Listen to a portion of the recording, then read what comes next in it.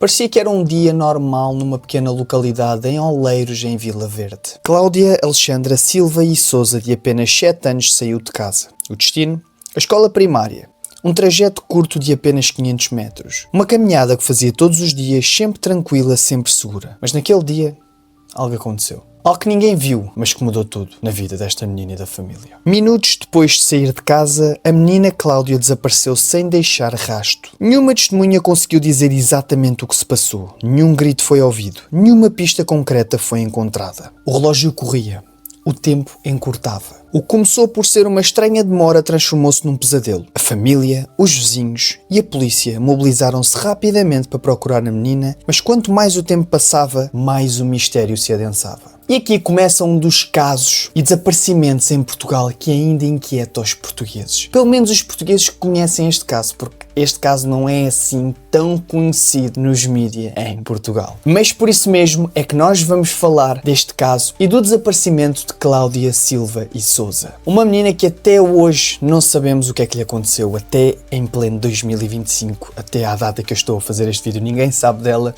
E eu vou-te explicar tudo tintim por tintim sobre a investigação, sobre as principais dificuldades, como é que poderá ter acontecido e quem é que também são os principais suspeitos deste caso. Fiquem comigo até ao final do vídeo, vocês não se vão arrepender. Eu sou o Vasco e tu és o meu espectador que eu gosto muito e gosto de prender do início até ao fim e que tenhas todas as tuas dúvidas, todas as tuas perguntas que eu possa responder aí nos comentários aí em baixo. Estás à vontade e és sempre bem-vindo. Por isso, vamos lá. Cláudia Alexandra Silva e Sousa, mais conhecida entre a família por Carricinha, nasceu dia 13 de 3 de 1987 e era natural de Oleiros, em Vila Verde. Esta menina terá desaparecido numa sexta-feira, dia 13 de maio de 1994. Ela teria aproximadamente na altura 1,10 m, cabelo castanho, pesava 30 kg com olhos castanhos. Mas agora nós, para começarmos o caso, também temos de perceber como é que ela desapareceu e em que circunstâncias reais. Eu dei-te aqui um pequeno pormenor que ela estava a voltar para a escola, mas o que é que aconteceu antes e o que é que poderá também ter acontecido no entretanto? É isso que nós vamos falar agora. Como é que aconteceu este desaparecimento? Cláudia só tinha aulas de manhã, mas passava muitas tardes na escola. Era lá que lanchava e brincava com a filha de Goretti, uma funcionária. Naquela sexta-feira 13, a mulher pediu à criança que fosse a casa pedir um saco à mãe para pôr o lixo da escola. Cláudia saiu da escola então direcionada para casa e pediu à mãe o tal saco. Mas a mãe disse-lhe que voltasse à escola e dissesse à Goretti que não tinha mais sacos. Foi durante o regresso, aproximadamente num trajeto de 500 metros, Cláudia desapareceu. Por depois disso, ela nunca mais foi vista. Depois da mãe se aperceber que a filha tinha desaparecido, ela foi reportar o desaparecimento dela no dia a seguir, às 24 horas depois. Os militares e os escoteiros passaram a pente fino nos poços, os tanques e as matas das freguesias vizinhas. Acabaram por não encontrar nada, não conseguiram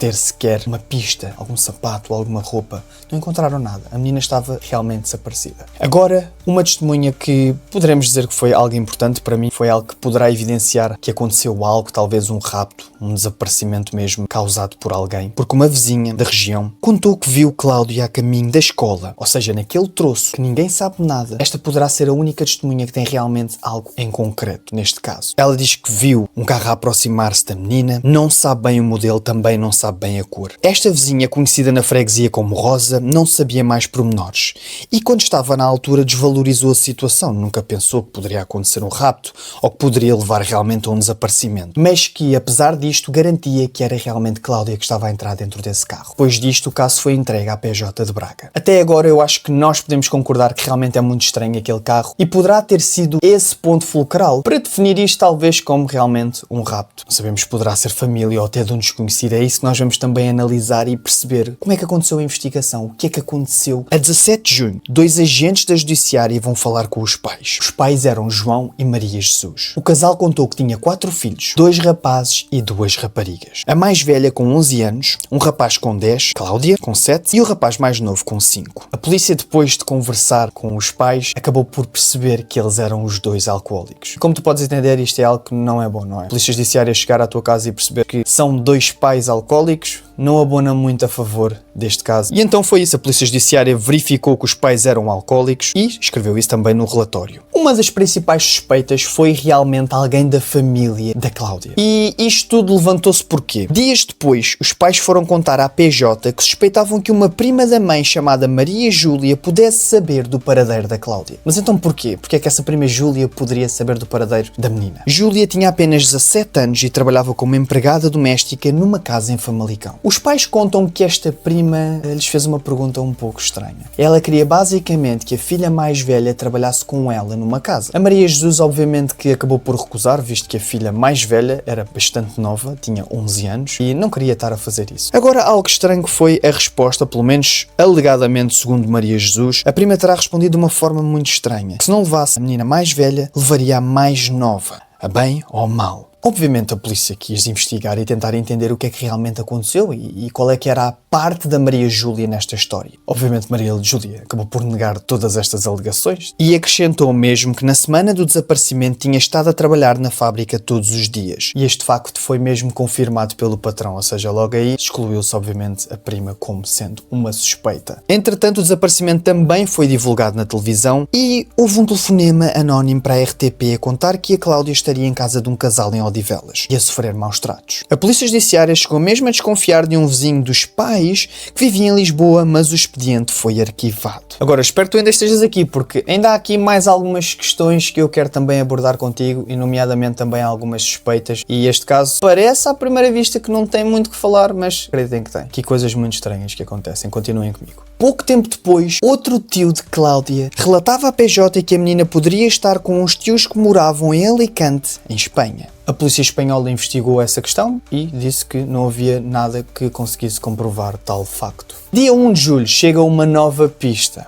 A PJ da Guarda envia para a PJ de Braga uma carta anónima escrita à mão e no masculino. A pessoa relatava que estava sentada e chegou um carro branco. Esse carro tinha uma matrícula francesa e do mesmo terá saído um homem e a menina desaparecida de Vila Verde. Segundo esta mesma testemunha, contava que eles estavam a dirigir a um banco, mas que voltaram atrás porque estava fechado. Ele também diz que estas pessoas estavam a olhar bastante para ele e ele também estava a ficar um pouco com receio, porque ele também reparou que a menina parecia que estava com um ar assustado e meio atrapalhado. A polícia francesa tentou verificar a matrícula, mas não existia, acabou por não se verificar nada e foi mais uma testemunha que não serviu mesmo para nada. A PJ pediu a colaboração das autoridades francesas, que informaram que esse carro era afinal um Civic vermelho de um homem desempregado e que disse que nunca tinha viajado para Portugal. Agora, se tu ainda estás aqui, há aqui algo bem interessante e eu diria que isto é talvez das questões e dos fenómenos que aconteceram neste caso que é mais interessante. Parece que nisto que eu te vou dizer a seguir poderá haver aqui uma discussão realmente gigantesca. Mas pronto, eu vou-te dizer o que é. A mãe volta a ser ouvida na PJ e admite que tinham começado a surgir alguns comentários na freguesia. Ela não estava a perceber porquê, mas começaram a dizer que a menina poderia ter sido vendida. A questão é que poderia haver aqui uma informação bem mais interessante, e eu vou-te dizer qual é. No dia 7 de setembro, uma irmã do pai de Cláudia, Maria Ana, foi ao registro civil pedir uma segunda via da certidão de nascimento da sobrinha. A mãe de Cláudia dizia que desconhecia completamente que isto tinha acontecido. Não fazia ideia. A polícia de seguida, obviamente, interrogou Maria Ana, que contou que só foi levantar a certidão a pedido de uma outra irmã que morava em Gaia. E acrescentou que tinha ouvido contar que a família tinha vendido Cláudia por 400 contos. Estamos a ficar um bocado interessados, não é? Isto realmente é estranho. A família está muito metida neste caso. A PJ quis ouvir as razões da tia de Gaia. A mesma justificou-se dizendo que, como tinha corrido rumores de que a Cláudia pudesse estar em Espanha, contactou a Guarda Civil, que lhe respondeu que só poderia investigar se tivesse o dito documento. O que é estranho aqui é que a mulher depois, a mesma mulher, disse que nunca sequer chegou a enviá-lo para a Espanha. Então pedes uma coisa, não envias quando a tens? Ela tinha aquilo na sua posse. Ela diz que também não contou aos pais porque sabia que iriam recusar. Goretti, a empregada da escola, também foi ouvida e conta que Cláudia não ia para a escola à tarde só para brincar. Como os pais eram muito pobres, ela também ia lá lanchar. E agora houve esta. Goretti acrescentou que pouco antes do desaparecimento, um outro tio da menina, Júlio, teria passado pela escola e perguntou à menina se queria ir para a casa dele. Cláudia recusou o tio e foi-se embora. Júlio confirmou tudo. E isso realmente aconteceu. Mas disse, como era solteiro e ainda vivia com o tio, os sobrinhos iam lá muito a casa. Bem, e como vocês podem ver, são cada vez mais suspeitas, cada vez mais questões que estavam a ser abordadas e nunca levavam a lado nenhum. E nomeadamente uma que também aconteceu, quando Maria Jesus foi falar com a PJ a dizer que desconfiava que a sua filha poderia estar na Suíça. E que basicamente o rapto poderia ter tido a colaboração da prima Maria Júlia, que agora estava emigrada e trabalhava com crianças. A polícia claramente estranhou que ela só contasse esse pormenor agora, mas mesmo assim foi investigar. As autoridades suíças analisaram toda esta questão, mas não se verificou nada mais uma vez. Já em 2001, a polícia judiciária é contactada novamente, mas agora por uma mulher que vivia em Linda a Velha. Essa mulher, depois de ter lido um artigo sobre a menina no jornal, acreditou tê-la visto no Parque do Alto da Serafina, em Lisboa. Ela dizia que a menina estava com dois homens alemães vestidos de uma forma diferente e que parecia ser ela. Agora, a questão é que a PJ rapidamente concluiu que o depoimento não era fiável. Esta senhora disse que a Cláudia aparentava não ter mais de 7 anos. Como tu podes ver, era 2001, a menina desapareceu com 7 anos, ela iria ter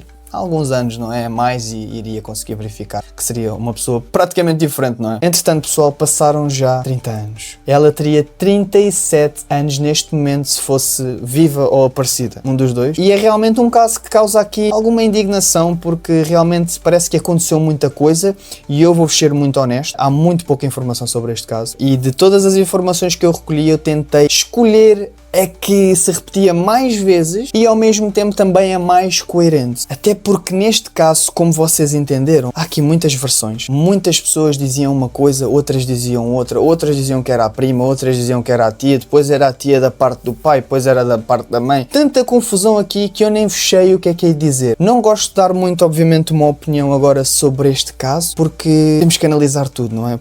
Temos que analisar em primeiro lugar que poderia realmente ter sido um rapto e muito provavelmente foi o que aconteceu e ela estar a ser explorada neste momento, da forma como vocês obviamente sabem. Poderá ter sido realmente vendida e estar a acontecer isso. Poderá realmente ter acontecido alguma coisa até pela parte da família. Não sabemos, isto é apenas uma hipótese dela ter morrido, como também no caso da Madeleine McCann também poderá ter acontecido, ela ter morrido e ocultarem o corpo e realmente terem feito um bom trabalho com isso. Não nos podemos esquecer que desaparecimentos é muito complicado, principalmente de crianças, e nestes anos que nós conseguimos ver, que já estudámos alguns casos aqui antes dos 2000 e até antes dos 2025, muitos poucos desaparecimentos depois são realmente concretizados. Há aqui obviamente também outras muitas perguntas que nós poderíamos fazer em relação a tudo isto, não é? Tudo isto da questão da certidão. Se eu tivesse que escolher uma questão aqui que é a mais estranha de todas, é esta. É a questão da vizinha ter ouvido o carro, de certeza que foi nesse momento que ela foi raptada. E agora a pergunta é, por quem? Quem é que poderia estar a guiar esse carro? E há aqui muitas perguntas, não é? Há aqui muita coisa que aponta para a família, na minha opinião, não é? Porque como é que tu vais pedir uma certidão, certo? De nascimento. Alegas que realmente querias para verificar se ela estava em Espanha, obtens a certidão e depois não a utilizas. Depois muitas questões que ela poderia estar em França, na Espanha, em Suíça. Eu sei que isso acontece em muitos desaparecimentos, porque depois há muita gente que liga, pensa que é a criança e realmente depois não é, e é uma grande confusão. Mas pronto, espero que vocês tenham gostado. Mais uma vez, mais um vídeo que nós fechamos. Espero que o vosso pulso tenha acalmado. Obviamente que eu quero ouvir a tua opinião e a tua teoria. Podes demorar aí só uns 3-4 minutos a escrever a tua teoria do que é que achas que poderá ter acontecido. Eu vou ler, obviamente, e também dizer se também achei que poderia ser algo assim do género. Um abraço, muito obrigado e vemo-nos na próxima.